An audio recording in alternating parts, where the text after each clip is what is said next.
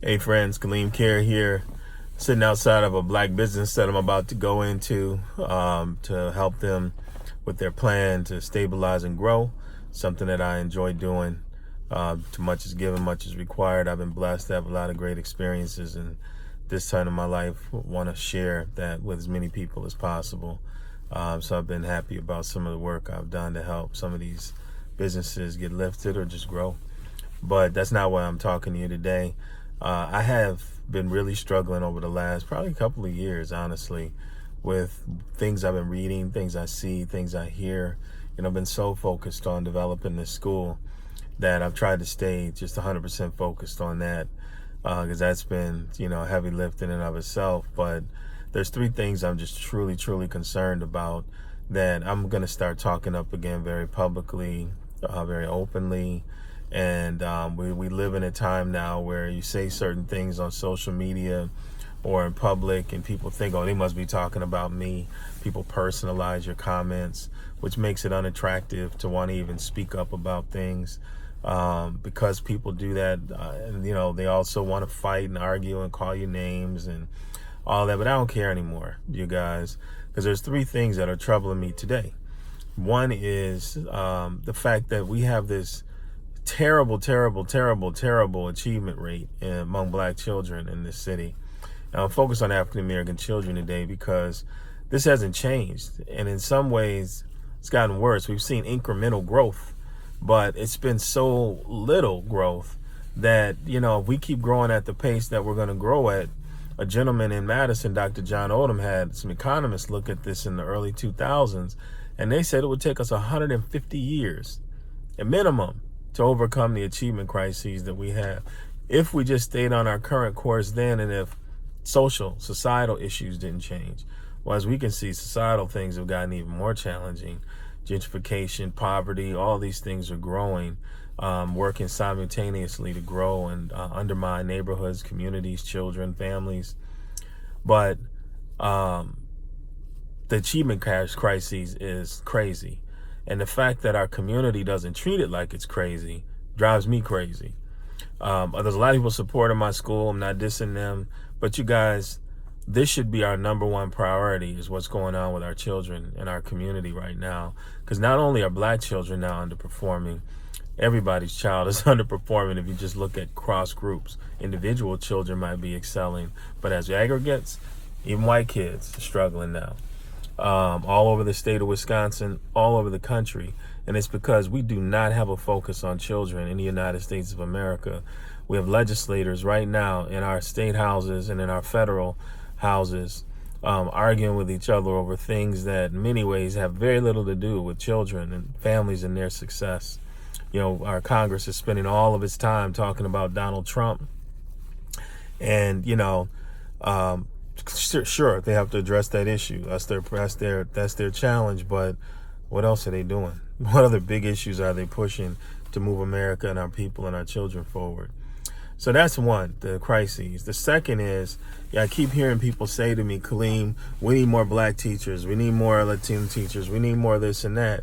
And I keep telling you, I've been saying this since the 90s, that we're not priming the pump early on to get young people out of grade school. So imagine, you have right now 93% of black children in Madison and middle schools read below grade level.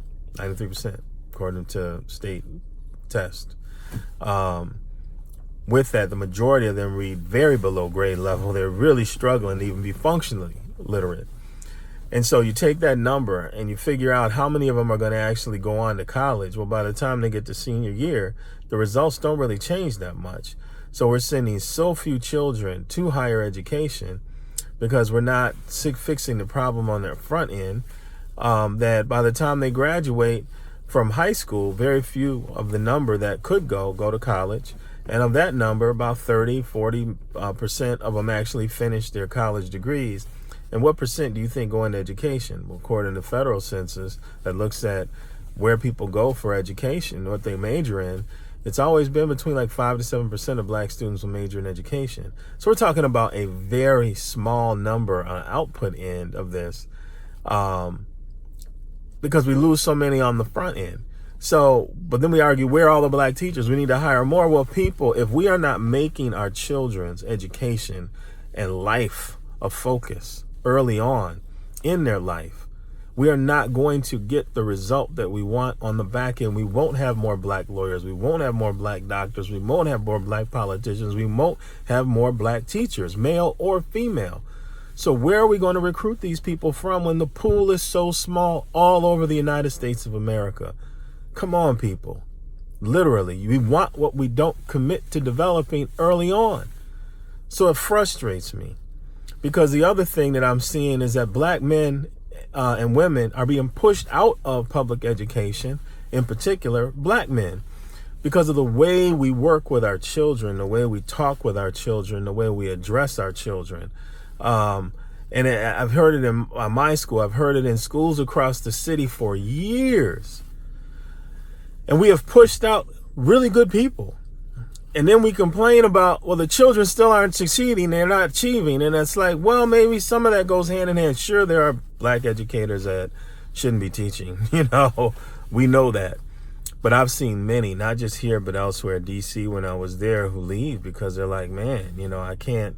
People don't like the way I connect with the kids. They don't like when I'm stern with our boys and trying to provide them direction, or with our young women, and my voice is too loud, or things like that.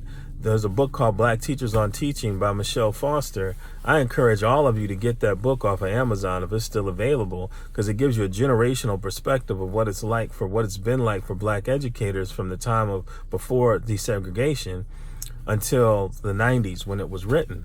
And you take the book of vignettes takes you on this journey where you can see that the ability for us to educate children in our culture, in cultural norms and cultural ways that are positive and healthy, are generally not accepted within traditional public education, even today. So the fact that we're not getting enough people to go into education and we're not keeping them in education is troubling to me. And the third thing, which excites parents, is that parents and schools and communities all bear a responsibility for ensuring that children are successful. But one is always blaming the other. Parents think, well, my parenting is perfect, and when I send them to school, they don't act like that when they're at home, and the school needs to do more to address this. And then the school will say, but we need you to talk to your kid and be involved and not yell at them and not scream at them and not spank them and whip them and do all those things. We can't do that at school, and we need you to make sure they get their homework done. And you have community people who blame parents generally, or they point to the schools, or they blame both, but they take no responsibility for ensuring that neighborhoods actually have housing that people can afford, that grocery stores have food that people can eat and afford, but that is also healthy, that there are activities that black and brown and poor children can be involved in their neighborhoods, and not these $1,000, $2,000, $3,000 clubs and sports and programs. You guys were all in a way hypocrites, because what we're doing, we are creating. We are creating the challenges that we face in our communities with our children. We are creating that. I was raised to believe that I bear some responsibility for what happens with others in my community. It's not all up to them. And guess what? Children, their lifestyle, how they're raised, is not all up to them either. And it's not all up to their parent. Parent can do whatever they can in their home, but once they send them out into the world, out into the schools, out into the community bears a responsibility. Those organizations that work with them, those coaches that coach them in sports and programs, those teachers that are teaching them in classrooms, we all have an impact on children, and therefore we all have a responsibility. And policymakers, when they set policy, do you think they always set policy in mind, every policy, in mind with how will this policy affect children and families going forward?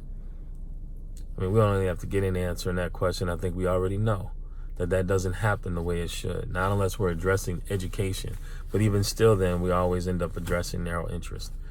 So you guys, no black teachers and brown teachers in schools, parents, and these communities not connecting with each other, not taking responsibility for effectively raising their children together. And this achievement crisis is killing me. We got to do something about it. I'm going to be speaking up more about this. I don't care what people have to say. Things got to change. Peace.